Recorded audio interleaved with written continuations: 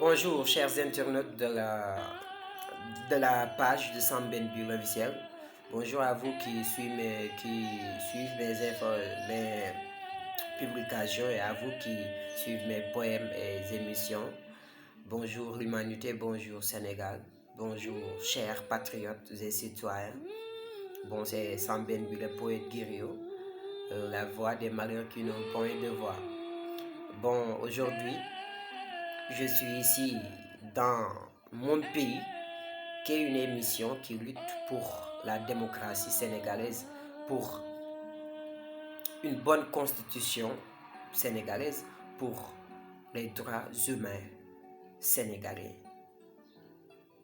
Notamment actuel, on a vu que le Sénégal est une terre opprimée.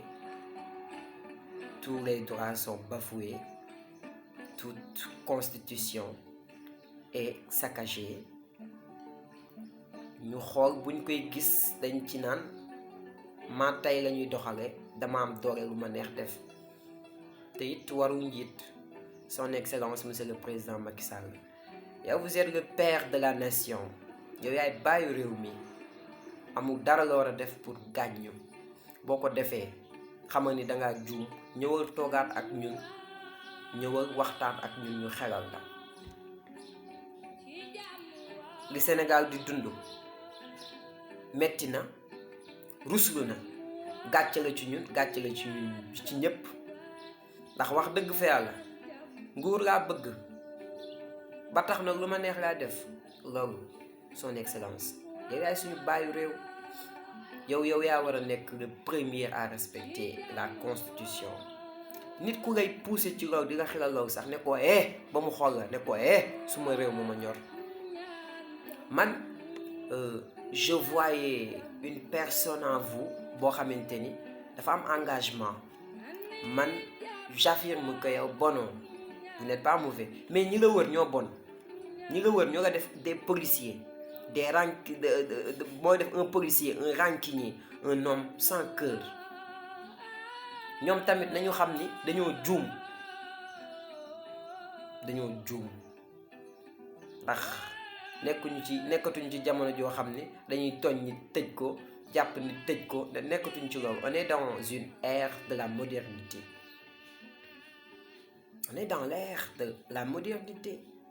loolu la ñuy dund Sénégal indépendance am bañ ko amee ba léegi autonomie lañ fi am liberté d'expression liberté de la presse loolu lañ fi doon dund jàmm Sénégal neex am salaam waaye léegi xàmmeetuñu Sénégal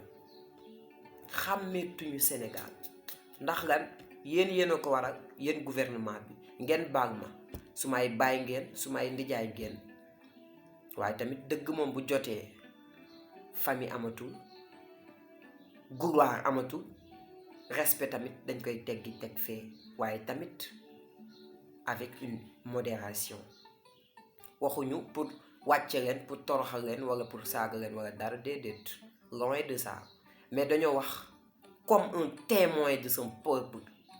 Moi je suis poète, je suis slameur, je suis chroniqueur, je suis spécialiste, je suis présentateur d'émissions. Donc je peux dire que je fréquente le journalisme. Donc man maa toog tey pour jëmmal suma réew tooguma nat ngir naan manifestant am na dëgg wala am nga dëgg damaa ñëw tey ngir ñaan la yow man nous à notre époque en 2012 dañoo bokkoon ci jeunes yi daan dem ci jury de vote yi daan forcer affiche yi daan ko dajale di ko taf suñu sac yi di ko taf suñu buntu kër yi donc ñun ñoo la bëggoon ñun ñooy wax ak yow tey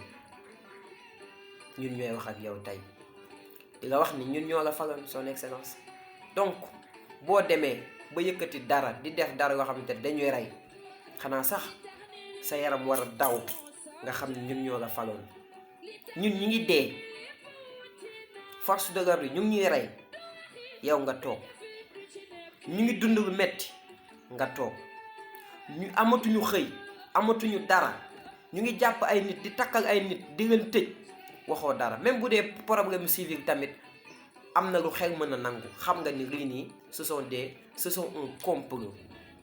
Sonko ñun duñu la far mais dañoo jàpp ne Ousmane Sonko citoyen la comme ñun moo tax mu metti ñu xeexuñu ngir kenn mais dañuy xeex ngir suñu démocratie. président constitution changé nga ko, président suñuy droit may joxatooñu ko ak yelleef moom kenn waxatu ko. réew mi sax bañ na ko boo waxee ñu ne ah noppil de Macky ngi ñëw, mais vous n'êtes pas un gendarme, vous êtes un digne serviteur d'une société, notre serviteur. rôle bi la yàlla jox dafa noble, rôle bi la yàlla jox dafa doon wax mën nga ci jaamu yàlla, waaye chance la boo ko amee saisir ko, waaye bu ci def dara lay gaañ son excellence. ñun ñooy ndaw ñi, ñun ñooy peuple bi, ñun ñoo la fal. bu ñuy dee waroo toog di ñu seetaan. Sénégal jàmm fii am, salaam. bu déglu ñu ne sa ginnaaw, bu déglu ku lay xelal lu ñaaw. neel réew mi suma réew la, ndaw ñi sumay doom lañu. wàccal toog. li nga def nii mën na taal àdduna te tamit ay kenn xamul fu muy yem. et j'ai peur, moi j'ai peur. ay li ma ragal yàlla bu mu am, son excellence. ñu ngi attaqué à péage ndaw ñi, ñu ngi attaqué Auchan yi, ñu ngi attaqué terre bi. j'ai peur que les grandes infrastructures soient saccagées. dama tiit ci loolu rek lañ fi am. waaye buñ ko yàqee foo jëm ak fu ñu jëm. kon nag ay ku ko béy son excellence sa xol du sedd de, te yéenewuñu la loolu. bàyyi réew nga, ñëwal toog ak nit ñi. ñii di la yuuxu, ñii ngay jàppe ni xas la ngay def, xasuñu la, ñoo ñooy say nit, ñoo ñoo la bëgg ak jàmm. donc ñëwal ñu toog waxtaan, wàccal wax dafa jot. man nag doom laa rek ci yow, citoyen laa rek, je suis un porteur de voix, war a wax ak yow. waxuma ko pour dara. jeunes yi dëgg la, on a notre droit actuellement.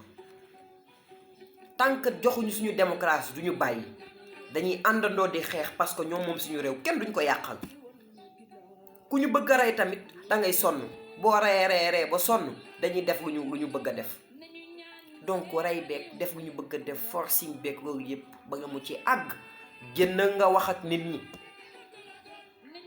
yow yaa jiite réew mi, lépp nga fi décidé mooy am. yàlla na doon lu baax. am na luy xeeñ te bëgguma loolu. j'ai peur de ça. son excellence, gisoo nit ñi nu ñuy deewee, ndaw ñi nu ñuy deewee. xanaa gisoo ndaw ñi nu ñuy deewee, xanaa gisoo réew mi nu mu mettee, xanaa gisoo nit ñi nu ñuy yuuxoo, xanaa gisoo nit ñi nu ñuy deewee ci souffrance. son excellence, waay sa yaram na daw. ñun ndaw ñi ñooy dee de, ñun ñooy dee. te it am na loo xamante ni képp ku ko mënti def xamal ni le roi des rois, le seigneur des seigneurs, l'homme doo ci dara. l'homme doo dara. xam kan moo la bind? le seigneur moo la bind. ki la bind jox la lépp loo am, lépp loo mënti am moo la ko jox.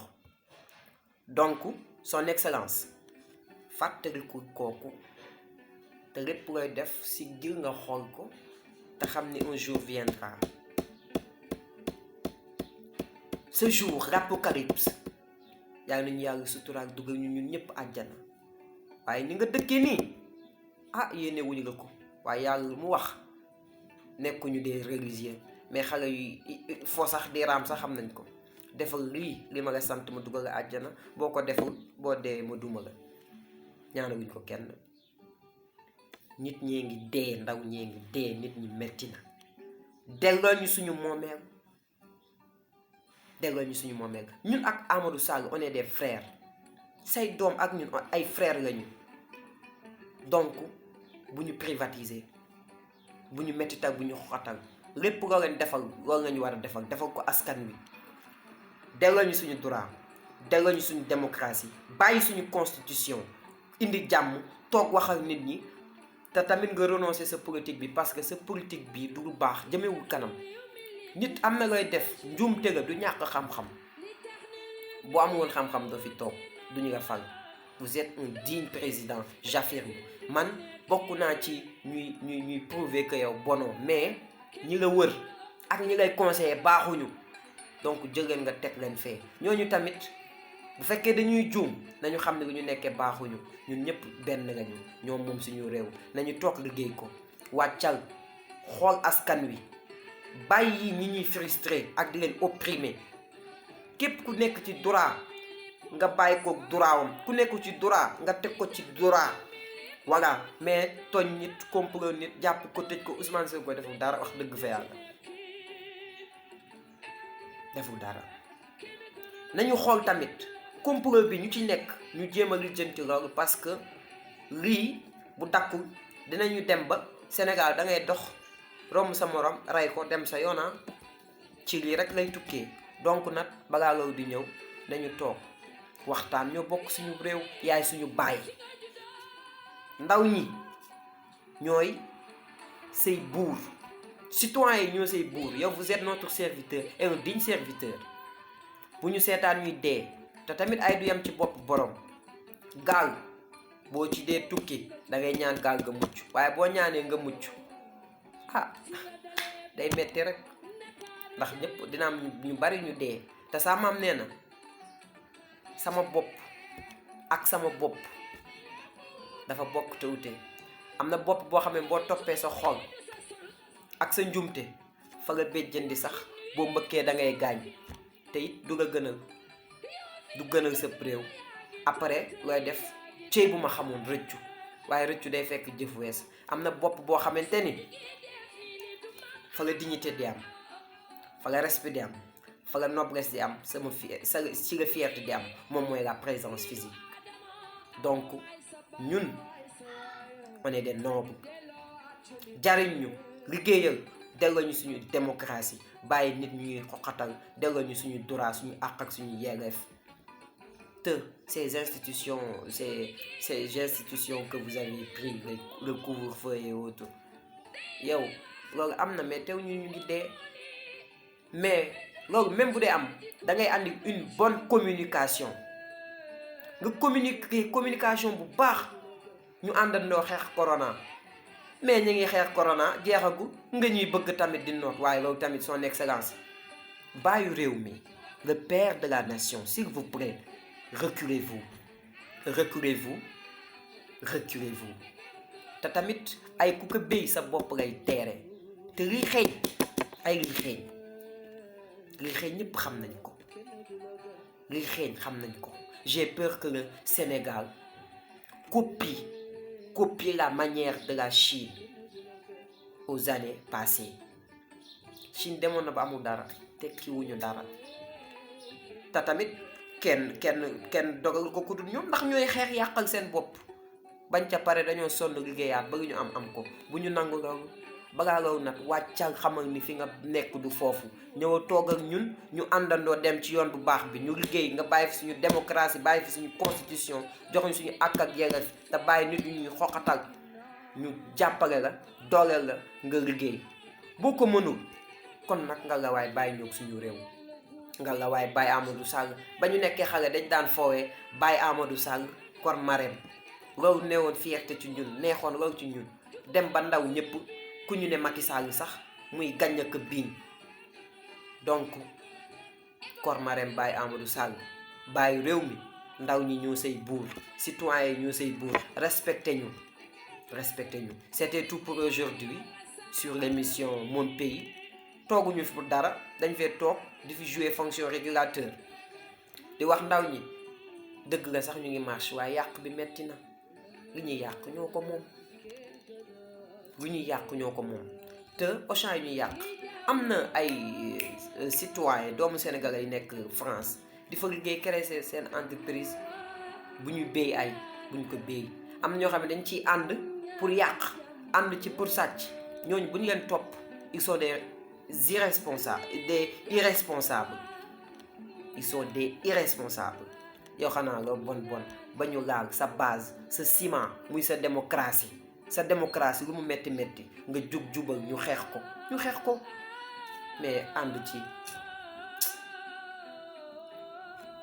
yàlla na fi jàmm yàgg ñi juum yàlla andi leen seen xel ñi ne ci dëgg yàlla gën leen dooleel ba ñu am dëgg parce que les citoyens l'opinion publique détient le monopole de la vérité actuellement sincèrement neexut a wax léegi nag wàccal toog ak ñun waxtaan ak ñun émission bi vous allez la voir tous les jours jusqu'à ce que xel di ñëwaat ñu toog jàmmoo ñu toog bennoo xam ni Sénégal suñu réew ñun ñëpp a ko bokk ñun ñëpp opposition bi gouvernement bi wàccal opposition bi wàcc ngeen joxante loxo ñu àndandoo liggéey parce que Sénégal ñoo ko moom nga xam ñoo ko moom donc émission baa ngi noonu Mon Pays présenté par Sam Benbe le poète griot la voix des malheurs qui n'ont point de voix même bu fekkee benn minute moom des ci suma bakkan bu fekkee ci li lañ may reyee baax na amul problème yaa nañ ci yàlla musal ñu ci injustice musal ñu ci lépp pour li lore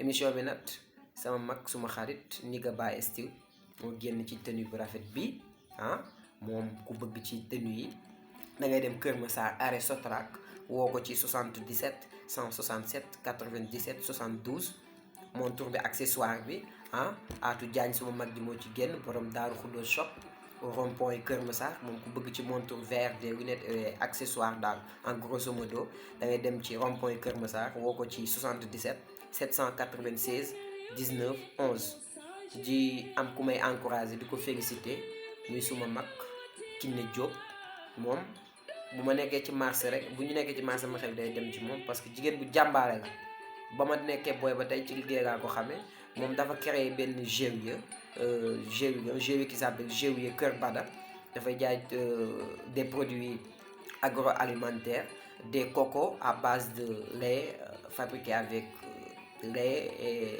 des autres astuces gingembre sucre et autres gerte suukar lépp am na fa lépp loo xamante ni des produits agroalimentaires la moom tamit képp ku bëgg ci produit yooyu yow mi bëgg jaay loolu yow mi bëgg ci loolu parce que ça bon ça bon vraiment donc koy woo ci 77 376 12 38 mbokk yi li la woon démocratie lañ doon waxtaane di ñaan jàmm yàgg fi te tamit dëgg bi peuple bi am yàlla na gañe ci jàmm ñëw ci ki moom réew ki jiite réew mi alhamdulilah mina sheytaan rajim moom réew mi yàlla na ci yàlla musal ki jiite réew mi na wàcc gaaw lu mu gën a gaawee ñu booloo àndandoo penco liggéey dem ci kanam son excellence wàccal wax ak askan wi jot na à la prochaine chers internautes n'oubliez pas d'abonner et appuyer sur la cloche de notification commenter liker streamer parce que émission bi suñu émission la ñoo ko moom ñun ñëpp ñoo ko moom donc Sénégal à la prochaine sur notre thème Sam Benbe le poète griot.